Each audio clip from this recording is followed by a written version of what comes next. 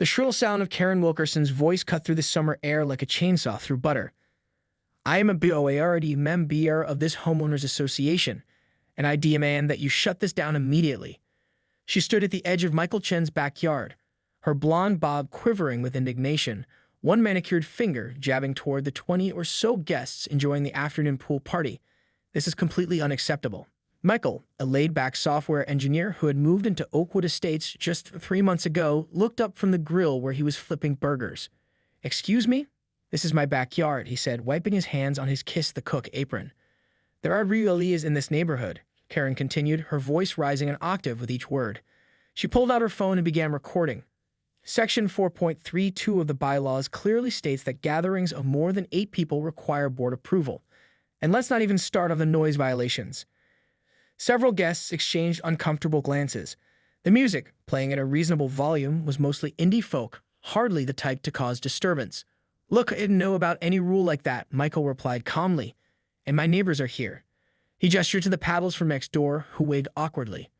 Karen's eyes narrowed. "I'm calling the police." A collective gasp went up from the party guests. "Are you serious?" "For a cookout?" Michael asked incredulously. Karen had already dialed. "Yes, hello, 911. I need to report a serious disturbance. There's an unauthorized gathering at 437 Oakwood Drive. Yes, it's an emergency. They're breaking HOA regulations." What happened next would become neighborhood legend. 2 police cruisers arrived within minutes, lights flashing but no sirens. Officer Rodriguez and Officer Chen, no relation to Michael, stepped into the backyard looking bemused. Karen immediately marched up to them. "Thank goodness you're here. This man is holding an illegal gathering and refused to shut it down when I, as a board member of the Oakwood HOA, instructed him to do so." Officer Rodriguez's expression remained neutral. "Ma'am, did you just call 911 for an HOA violation?" "Yes, it's in our bylaws." Karen thrust a dog-eared copy of the HOA rules toward the officer. Officer Chen surveyed the scene. Families chatting, kids splashing in the pool, a volleyball game in progress. "Ma'am, 911 is for emergencies only. This is clearly not an emergency." Karen's mouth opened and closed like a fish out of water. But the bylaws. HOA rules are civil matters, not criminal ones," Officer Rodriguez explained. "We don't enforce them." "But the noise." Officer Chen held up a hand. "The city noise ordinance doesn't take effect until 10 p.m. It's 4:30. As the reality of her situation dawned on Karen, her face turned from confident righteousness to mortified horror. The entire party had gone silent, watching the confrontation unfold. Furthermore, Officer Rodriguez added misuse of emergency services can result in a fine of up to $1,500. Karen's face drained of color, her perfect composure crumbling before the entire neighborhood. For perhaps the first time in her adult life, Karen Wilkerson had no words. As the police officers departed with a friendly wave to the partygoers, Karen stood frozen on the edge of Michael's lawn, the HOA bylaws clutched to her chest like armor. The party had resumed, though the music was now pointedly louder and a few guests shot amused glances her way. "Would you like a burger?" Michael asked, extending an olive branch. "We've got plenty." The kindness was the final straw. Karen spun on her heel and marched away, her back ramrod straight, tears of humiliation threatening to spill over. She could hear laughter behind her, or at least she imagined she could. Back in her meticulously decorated colonial-style home 3 doors down, Karen paced her kitchen, replaying the events in her mind. Every remembered detail made her cringe harder. The officer's patient explanations, the neighbor's stares, the way her voice had risen to that shrill pitch that even she recognized as the stereotypical Karen tone. "They don't understand," she muttered, pouring herself a generous glass of Chardonnay. "Rules exist for a reason." Karen's husband, Greg, a mild-mannered accountant who had learned long ago to navigate around his wife's storms, glanced up from his crossword puzzle. "Maybe you should let this one go, honey." "Let it go." Karen's voice rose again. "You know what happens when people just start doing whatever they want? Chaos. Property values plummet. Next thing you know, we'll have cars on lawns and chickens in backyards." Greg sighed. "It was just a pool party, Karen." "It was unauthorized," she insisted. "I've put too much work into this neighborhood to see it all fall apart because some tech bro decides the rules don't apply to him." She pulled out her laptop and began typing furiously. "What are you doing now?" Greg asked warily. "Drafting an email to the entire HOA board. We need an emergency meeting, and I'm requesting the contact information for those officers' supervisor." Greg set down his pencil. "Karen, stop. You'll only make this worse." But Karen was already deep into her email, laying out in excruciating detail how she had been assaulted. Verbally, she specified in parentheses, and publicly humiliated, while simply performing her duties as an elected board member. As she typed, a notification popped up on her Facebook page. With a sense of dread, she clicked on it. It was a neighborhood group post from Jennifer Patel, her next-door neighbor. Great party at the Chens today. So nice to welcome new neighbors. Shame about the interruption, but the police handled it perfectly. Hashtag community not Karens. There were already 17 likes and 5 comments, one with a link to a TikTok video. Karen clicked it with trembling fingers. There she was in all her indignant glory, wagging her finger at the police officers while they patiently explained the law to her. The caption read, "Handle Karen calls 911 on family pool party, gets schooled by cops instead." It already had over 1,000 views. By Monday morning, Karen's humiliation had crystallized into grim determination.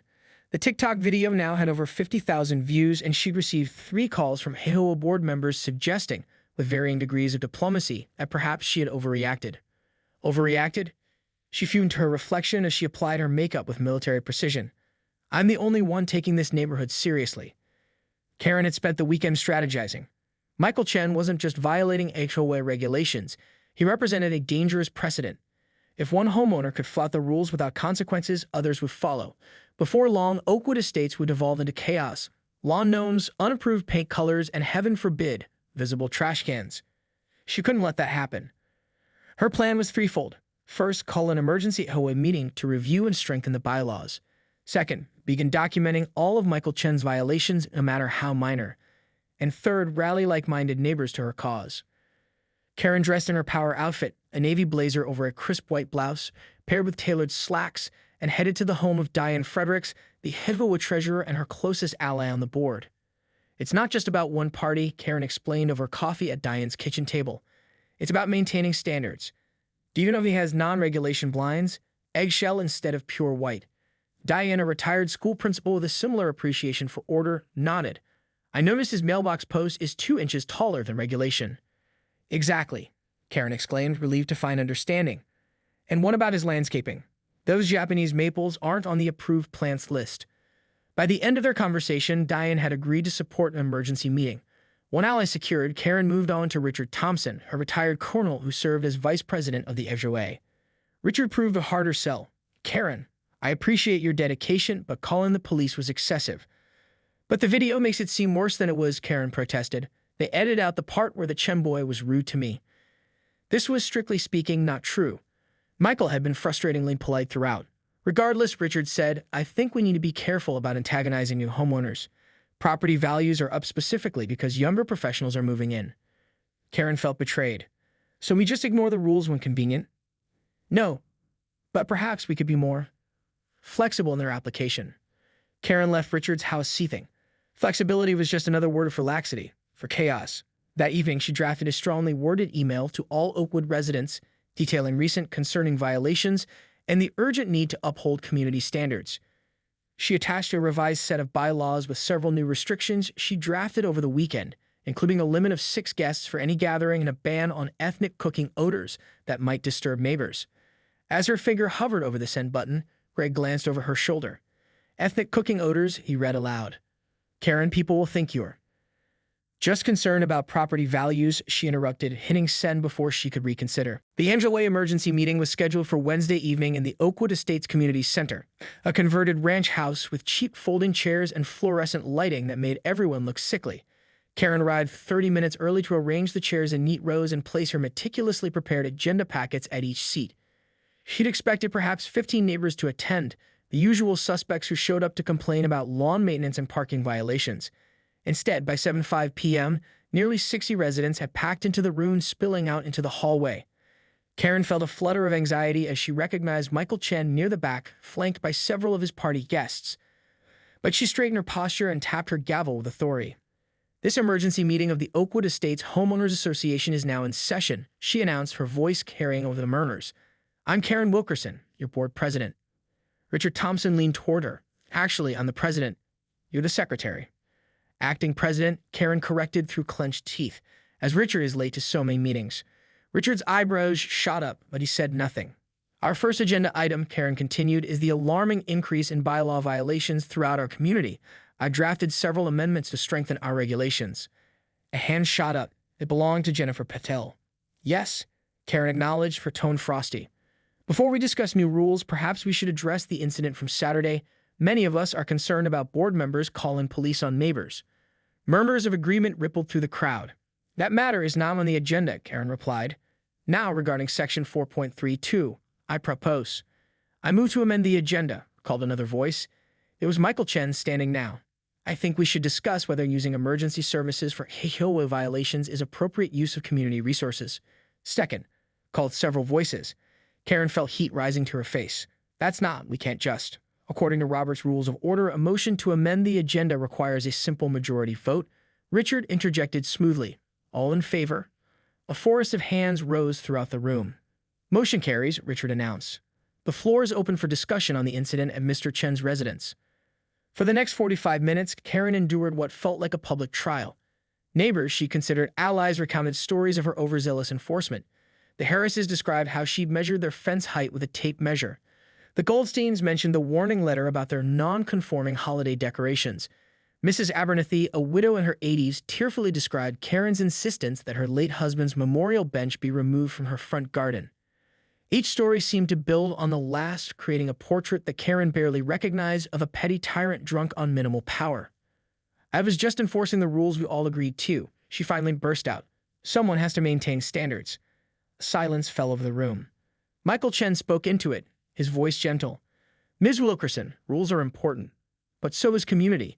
My party was meant to get to know my neighbors, to become part of this community. By breaking the rules, Karen insisted. By bringing people together, he countered. Which should be the real purpose of an HOA, not to police, but to build a neighborhood where people want to live. The applause that followed was the final indignity. When the vote came to suspend the 8-guest rule-pending review, Karen was the only dissenting voice. As she gathered her unused agenda packets afterward, she overheard Richard and Diane discussing the need for new leadership. For the first time, Karen felt her carefully constructed world beginning to crumble. Karen didn't leave her house for 3 days following the HOA meeting. She told Greg she had a migraine, which wasn't entirely untrue. Her head throbbed with humiliation and anger whenever she replayed the meeting in her mind. She'd gone from respected community leader to neighborhood pariah in less than a week.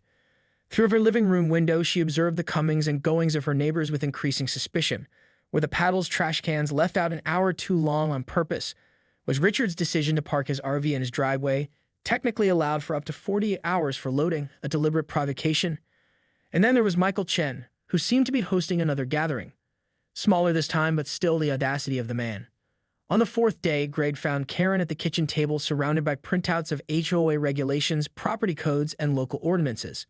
Karen, honey, don't you think it's time to let this go? She looked up, eyes bloodshot from squinting at legal text. Did you know there's a city ordinance about non-native plant species?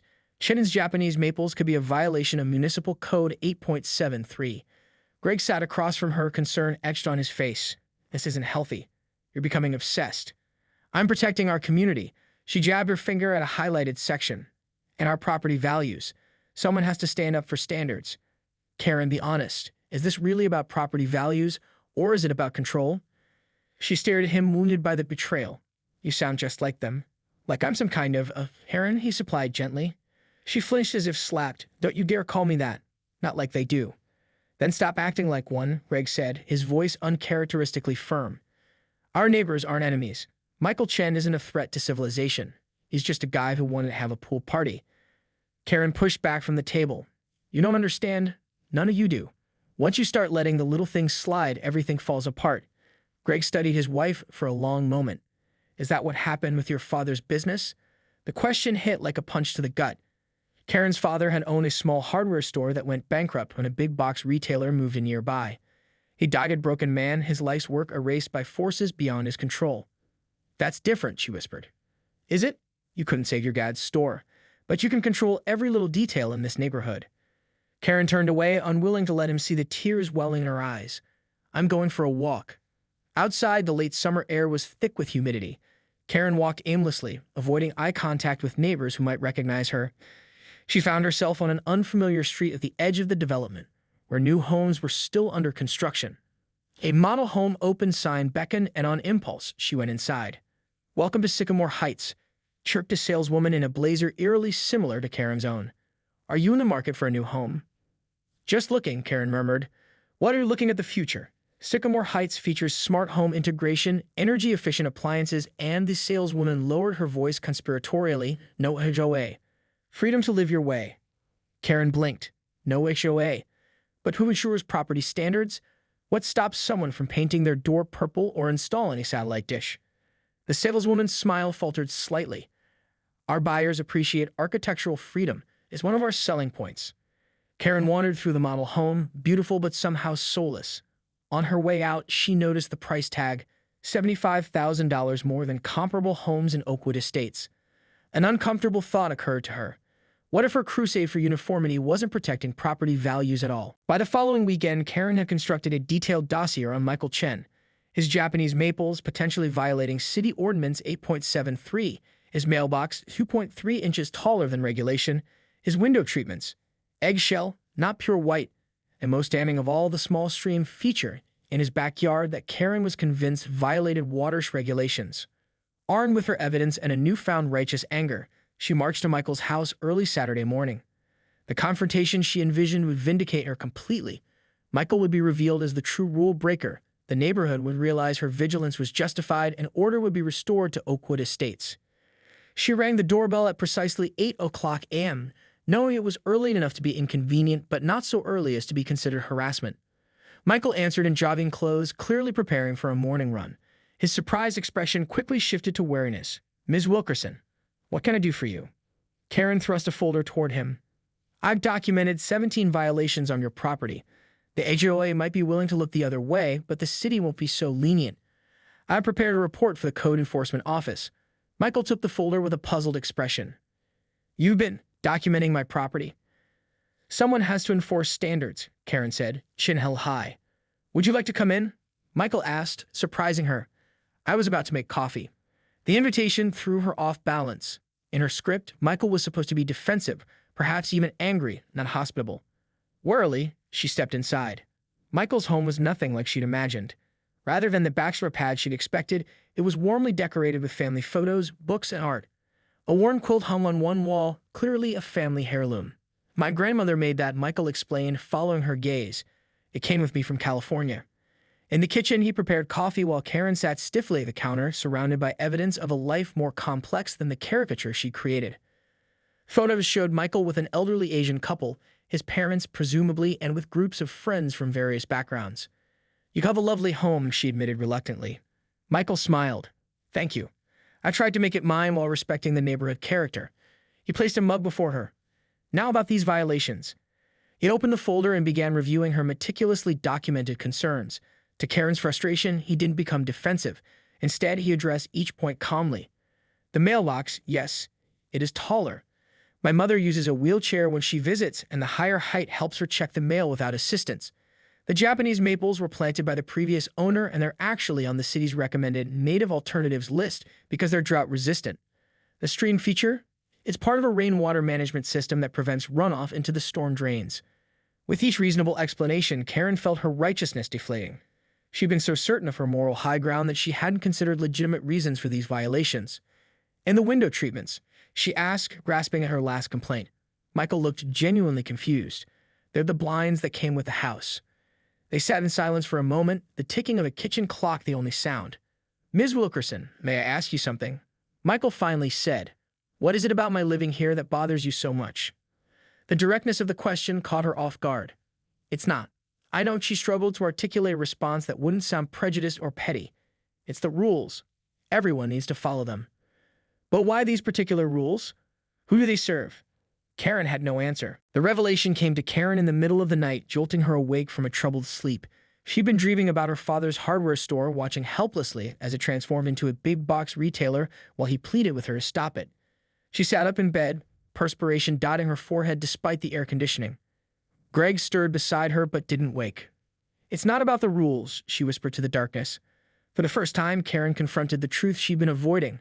Her crusade against Michael Chen, against any change in Oakwood Estates, wasn't about property values or community standards. It was about fear. Fear of change, fear of losing control, fear of watching another cornerstone of her life crumble as her father's business had. The realization was both terrifying and liberating. Karen slipped out of bed and padded to her home office. There, bathed in the blue light of her computer screen, she began to research. Not for violations this time, but for understanding. She looked up the history of HOAs in America, their origins in racial segregation, their evolution into tools for maintaining exclusive neighborhoods. By dawn, she had filled a legal pad with notes and questions. How many of Oakwood's rules were actually protecting the community, and how many were just preserving a status quo that benefited people who looked and lived like Karen? Why was property value always the justification? Yet the most expensive new homes were being built in neighborhoods with fewer restrictions. When Greg found her at the kitchen table that morning, surrounded by printouts and empty coffee mugs, he approached cautiously. "Another violation, hun?" he asked. Karen shook her head. "Research. I've been thinking about what you said about my dad, about control." Greg sat down, surprise evident on his face. "I think I need to apologize to Michael Chen," she continued, "and maybe to a lot of other people." "That's unexpected," Greg said. "What brought this on?" Karen struggled to articulate the epiphany. "I've been so focused on what might go wrong that I couldn't see what was going right. Oakwood is changing, and that's not necessarily bad." Later that morning, Karen walked through the neighborhood with new eyes. She noticed details she'd overlooked before. The community garden the paddles had started, the seniors playing chess in the park, the impromptu soccer game where children from several families played together. When she reached Michael's house, her heart raced. This apology would be the hardest thing she'd done in years, harder than standing up to contractors who tried to cut corners on the community center renovation, harder than fighting City Hall over the traffic light at the subdivision entrance. Michael answered the door, surprise evident on his face. "Ms. Wilkerson." "Karen," she corrected. "Just Karen." "May I come in? I owe you an apology." Inside, over another cup of coffee, Karen struggled through her carefully rehearsed speech. "I've been unfair to you. To many people, actually. I thought I was protecting the neighborhood, but really, I was just afraid of change." Michael listened without interruption, his expression thoughtful. "I can't promise I'll stop caring about rules entirely," she continued, "but I'm going to try to focus on the ones that actually matter. The ones that make Oakwood a better place to live, not just a more uniform one." When she finished, Michael was quiet for a moment. "Thank you for saying that. It couldn't have been easy." "It wasn't," she admitted, "but it was necessary." "So what now?" he asked. Karen took a deep breath. "Now I need to face the neighbors. All of them." The Autumn Festival of Neighbors had been an Oakwood Estates tradition for 15 years, though attendance had dwindled in recent years to just the HOO board and a handful of longtime residents. This year, however, the park pavilion was packed with families from every corner of the subdivision. Karen stood at the periphery, anxiety fluttering in her stomach. After her apology to Michael Chen 3 weeks earlier, she'd embarked on what Greg jokingly called her redemption tour, a series of difficult conversations with neighbors she'd antagonized over the years. Some accepted her apologies graciously, others remained wary. All seemed surprised by her change of heart. The most difficult conversation had been with the HOA board, where she proposed significant revisions to the bylaws, eliminating or relaxing many of the aesthetic restrictions she'd once championed. Richard had been skeptical, Diane openly hostile, but when Karen explained her research into HOA history and the impact of overly restrictive covenants on community diversity, they'd reluctantly agreed to put the changes to a vote. Now, watching children race across the grass while adults chatted over plates of potluck dishes, Karen felt both out of place and strangely at peace.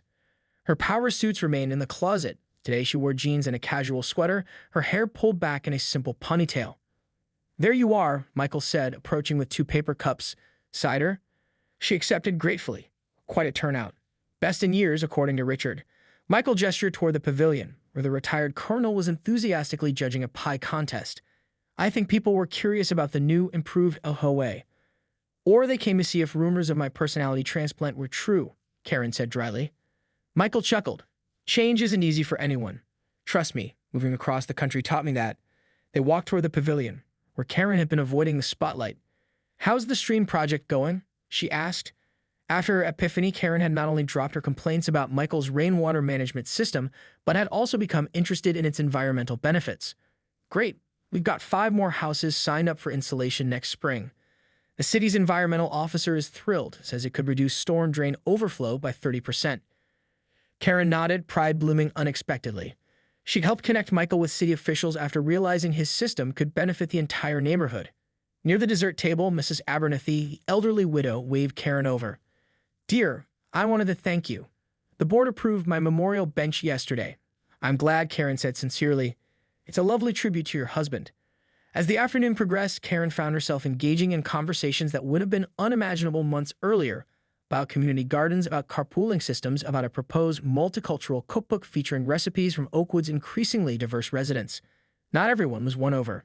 Diane still regarded Karen with suspicion, and a few old allies felt betrayed by her ideological shift. Karen had expected this. Real change was never universal or painless. As dusk fell and lanterns illuminated the pavilion, Richard called for attention. Before we wrap up, I'd like to announce the results of our bylaw amendment vote. With a two-thirds majority, the revisions have passed. Applause rippled through the gathering. Karen felt a complex emotion she couldn't quite name, not the vindication she'd once craved, but something quieter and more sustainable. Richard continued, I'd also like to thank Karen Wilkerson, who many of you know has been passionate about our HOA rules. A knowing chuckle passed through the crowd. Karen not only proposed these changes, but has also volunteered to head our new community building committee. More applause, this time accompanied by surprised murmurs. As the festival wound down, Karen helped with cleanup, working alongside neighbors who had once avoided her. She felt Michael watching her from across the pavilion and met his gaze with a small smile. You know, he said as they folded the last table, you still haven't seen my infamous Japanese maples up close. They're spectacular this time of year. Is that an invitation? Karen asked.